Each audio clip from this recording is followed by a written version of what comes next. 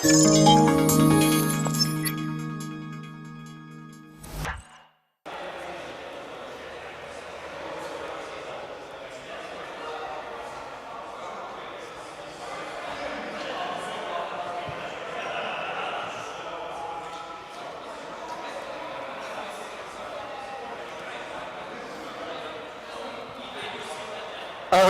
guys, we have the next session now. Francesco Ortiz is going to talk about Bitcoin and precious metals. He's CEO and founder of BTC Suisse. Thank you. Okay, do you hear me well? Everyone hears me well? Yeah, I guess so. No? Yes? All right. Okay, so thank you so much. It was a great presentation before. I guess we are all excited about it. But anyway, let's go to this one that I have.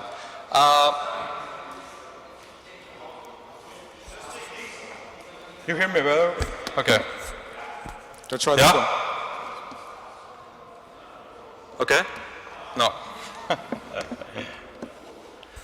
All right? Okay. Yeah. So I was saying, myself, I'm the founder of BTC Suisse. Just a little bit about my background. I'm Mexican. After that, I went to live in Canada, and then I live now in Switzerland. So I have a company for Bitcoins in Mexico, and a company for Bitcoins in Switzerland. As you can see, my talk now is about precious metals and Bitcoin. And I'm gonna try it. I'm gonna see if I'm successful. That's my objective. To put together those two worlds that at the basis they seem to be a little bit separated, right? I don't know who actually here in the audience likes precious metals. Hands, okay, all right, 4, 5 people. Okay, well, when I was living in Mexico, I was starting to have, as I was saying, some problems about the economical situation, so I started trying to look for a possible way to get out of the problems. I saw that precious metals was going to be one, and when I found Bitcoin, I saw that Bitcoin was going to be another one. So, as I say here, if I may ask, I'm going to actually get out of the topic of Bitcoin for a bit, and then I'm going to come back to it. Now, why am I talking about precious metals? As many of you know, or maybe know, if you don't know, I'm going to let you know, many of the banks now, they are buying precious metals around the world, and they have been doing so since like 2011. The reason why is that, as you may know, the financial and economical system is not working perfectly. Actually, it has a lot of issues, and overall a lot of debt. And that lot of debt is coming to many problems about inflation that we are having, not just in one country, but around the world. As I was saying, banks are buying gold and are buying as well silver. For sure they cannot buy a lot of silver because it's a small market, but they are doing it with gold. And what is happening is that we are having a shortage of precious metals. Despite what people think, when banks are saying don't buy precious metals, they're actually doing the opposite. They're actually buying precious metals over gold. And even if the banks are saying not to buy, the people actually around the world are realizing that the economical system is not good, so they are actually buying ounces of silver or gold or bars. And instead of, that is generating, shortage. And actually what happened is that the US Mint and the Canadian Royal Mint, they have shortages in 13 at the beginning, so they stopped selling them. So that means that there were some troubles. As well, Apple delayed the production of the iMac because, as you know, the production of computers needs silver, so then they stopped it for a while. What is the reason? If you think about it, you see, okay, there is a lot of people buying gold and silver, at least coins or bars, but the price is going down, right? So that doesn't make sense. That actually will happen the opposite. But what's happening is that Western banks are suppressing gold in order to actually not allow people, or more people, to realize that the economy is not good. Because since many years ago, it's actually gold what it shows that there is a problem in the economy. I don't know if you know about Eric Sprott. Eric Sprott is a asset management in Canada, and he's really famous about defending gold and silver. He's saying that Western banks doesn't have gold anymore. What happens is that they are actually taking the gold of GLD and SLV, that they are trading objects, and they are supposed to be redeemable. So that means that whoever is having a stock of this can come and say, okay, I want to exchange it by gold and silver physical, but that doesn't happen anymore. They just say, we don't have it. If you want, we give you the money, but not the physical. So what they do, as I say, is they complete with these physical portions of people that they don't belong to them. Now, I would like to make a little note here about silver and gold. If you ask me which one to have, for sure the gold is the most important that central banks are having, but that doesn't mean it's the main one. The reason why they do is because they know that if they buy a lot of silver, since the market is really, really small, then it's going to generate the price to go up.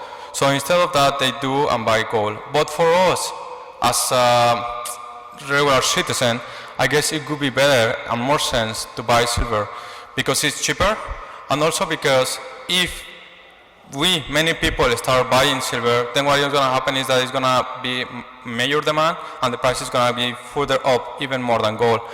And it's what's going to happen if I show you the next, where I talk about the gold to silver ratio.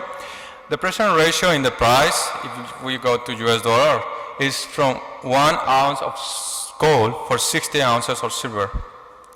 In the original mining history, since so many years ago, normally is 1 to 10. But what is happening now, according to Eric Sprott again, it says that 9 billion of US dollars is in silver, in SLV, and in GLD is around 60 billion US dollars. So we will talk about a ratio of 1 to 6. That means that there is possibilities that this ratio is going to go again and show itself. So then if we think which one is the best for us to invest in is silver. Just about another problem that is actually feeding more that the situation that we should actually own precious metals is the infinity money supply. As you may know, and as David was talking about before, we have this problem of quantitative easing. That means that the banks around the world, the Treasury the Central Bank of the States and the Central Bank of all the Europe and other different banks, they are actually printing money in order to try to create a demand offer, in order to try to buy bonds, in order to try to stabilize the economy in general. But that doesn't mean that they are solving the problems. That just means that they are trying to find a temporal fix. Whenever they print more money, what generates is that they create inflation. Because what happens is that you have your money, and then 5 years ago you were buying, for example, a piece of land, and then with that money you don't buy a piece of land now. You buy probably half of it. So that means that your money is still the same, but the goods are getting higher and higher. So that's what happened with this inflation. There is the other thing that happens is the fractional reserve banking. I don't know if you know about it. The fractional reserve banking, it allows the banks around the world to have just 10% of what they say they have. That means that with the other 90%, they can just loan money for interest and actually create money in the internet with any backup for this money. So that if it happens a crisis like 2008, and actually 2008 was the beginning of a crisis, if it continues and shows again, probably all the people is going to go to the banks to try to get the money. And what is going to happen is that simply the banks, they are not going to have enough money to give to the people, right? So better to have something that is actually real, like gold and silver, that actually is not just invented from thin air. I don't know, now you know about BRICS. Do you know about BRICS? Yeah? Okay, BRICS is a group of countries in Asia. BRICS stand for Brazil, Russia, India, China, and South Africa. They are trying to create a new system outside the monetary system of the World Bank or the International Monetary Fund. They are trying to create another system, but with the news that they are trying to back it up by gold. That means that they are trying to create a fair system, not just money created from thin air. Also, they are trying to take a new approach instead of the monetary system that is being used now by the states, where actually they create money by going to invade countries and taking the resources and actually just making wars and killing people. They are actually to create production. They are actually to create businesses through diplomacy, through trades, etc. For example, China in Africa, as you may know, they are making a lot of businesses over there. And what they are trying to do is actually to create, to produce. And also, as you may know, Iran and Saudi Arabia, they are, yes? Just give me just 1 second, I finish this, and then, yeah. Iran and Saudi Arabia, they are being enemies from a long, long time ago. So what China is doing is trying to say, hey, this is not the way anymore to fight. Why don't you trade each other? Why don't you find diplomacy and try to contribute each other, cooperate? Yes, sorry.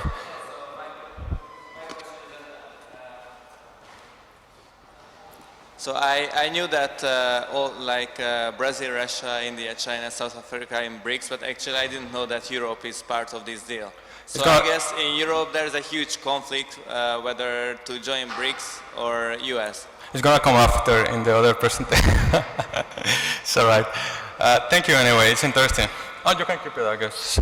Okay. So, yeah, so then, and Russia is doing it. The diplomacy Russia is doing it with Syria, for example. The States was trying to make war over there, and what Russia did is just diplomacy to say, no, no war, right? Even if they kill a lot of people, that's unfortunate, but still, they managed to stop it, the war, at least, war. And maybe Ukraine is the same. Basically, Ukraine is a bastion for the businesses and banking system of Russia. So basically the states are trying to attack Russia through it. But Russia is being really, I don't like really Putin, like he's not my hero, but I guess he's finding a really good diplomacy way to do it, and I believe it would be better instead of making war, right? So, just coming to your question, there is the BRICS systems, they are actually trying to create something that is called Eurasian Trade Zone.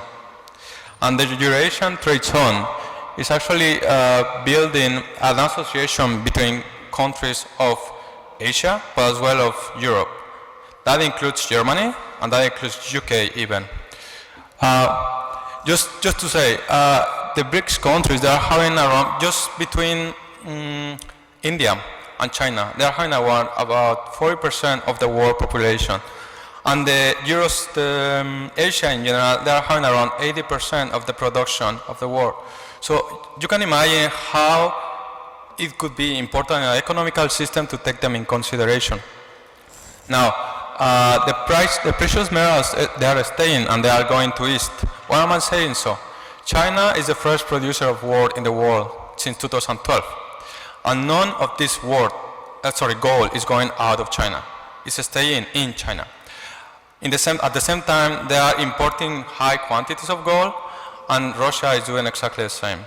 India, as you may know, is the biggest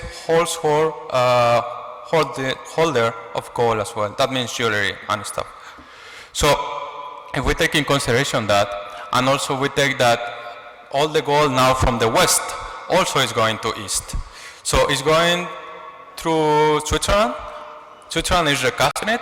It's rechanging the labeling in the bars, and then it's going through to Hong Kong, to Russia, to Singapore, to Taiwan, and mainly to China, mainland Shanghai. So you can see the stats over here, and also you can see in Switzerland monthly net gold trades. As you can see, the biggest income in gold for Switzerland is coming from the UK, and it's going to China, India, and Hong Kong. The biggest one for sure, Hong Kong, because now is the hub.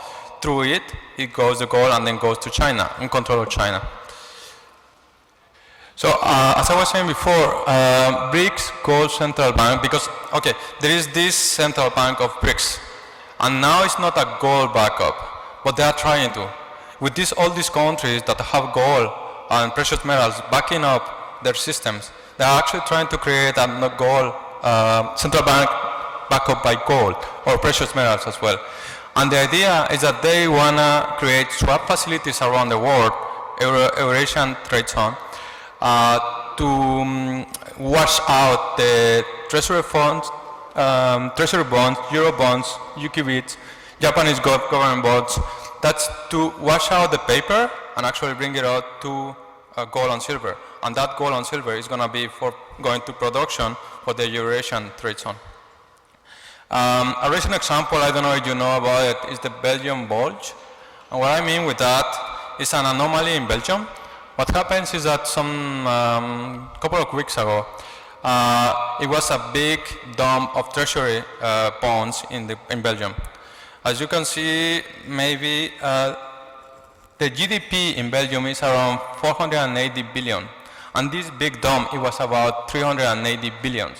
That means that if you think that Belgium did it, it cannot be possible, right? So what happened is that according to some research, they are saying that indeed, according to the Treasury Investment Capital Report, Russia indeed dumped 26. That's around 20% of their US Treasury bond holdings. But it's not that. That's not it, what I mean.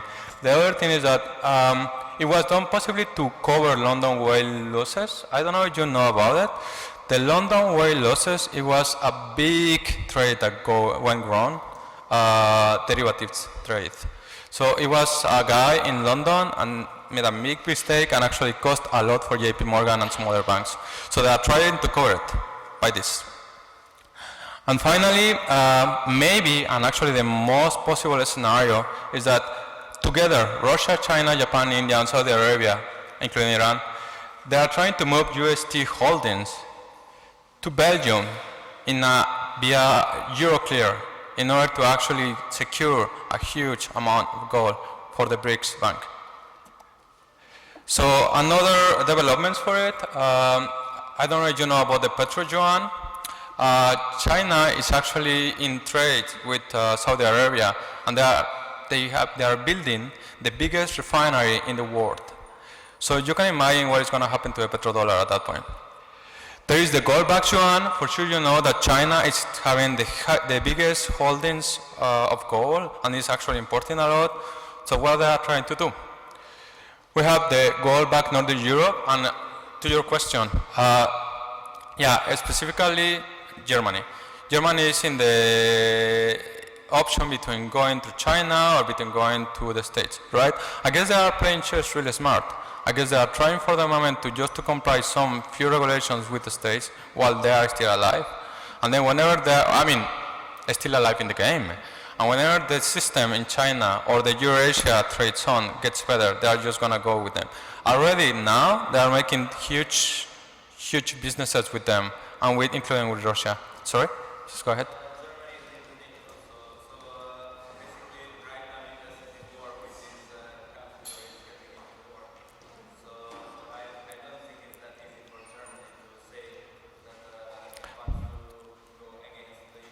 Look, this is not going to be just tomorrow, right? This is going to take some time.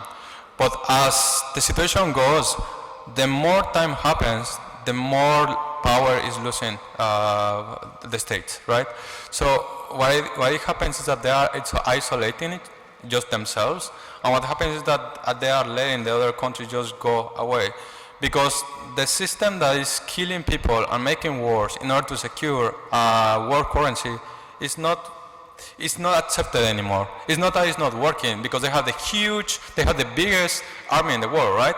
But it's not accepted anymore. People is waking up, is realizing what is happening, and they are saying this is not the way, right? So the Eurasian trade zone is not going to be there tomorrow, but it's preparing themselves. I mean, they are preparing themselves, and it's actually turning to east instead to west.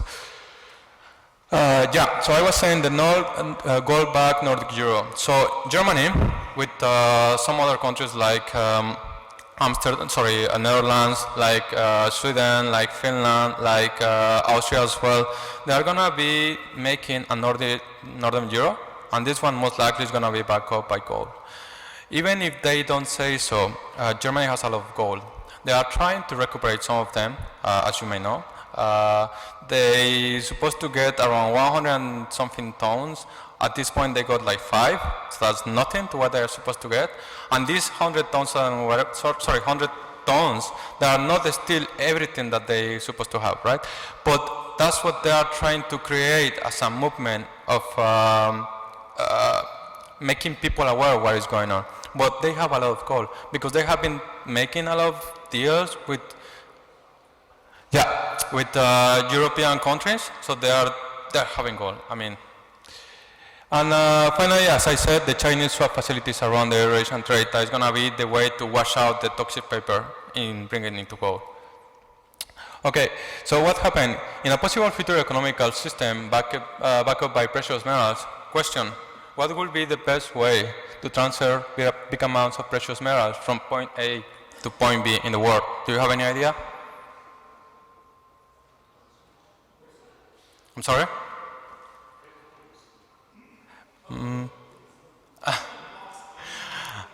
Okay, this is some idea that I have.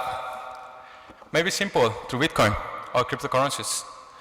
What about if you are in Italy, you change 1 ounce of gold to Bitcoins, then send the Bitcoin to Australia. Once in Australia, change it back to the Bitcoin to gold, and it's done. All right? All that in few minutes and low fees. This is just to remember, it was China who strongly contributed for Bitcoin to go from 200 to 1,200, right? Everyone know that. So China clamped down Bitcoin after, but doesn't China often confuses us while doing differently? That means they say something and what they are doing something in the back. And finally, China and India, they have again 40% of the world's population, so if they go into Bitcoin, what is going to happen to Bitcoin? That's it. And if you have any questions, thanks a lot.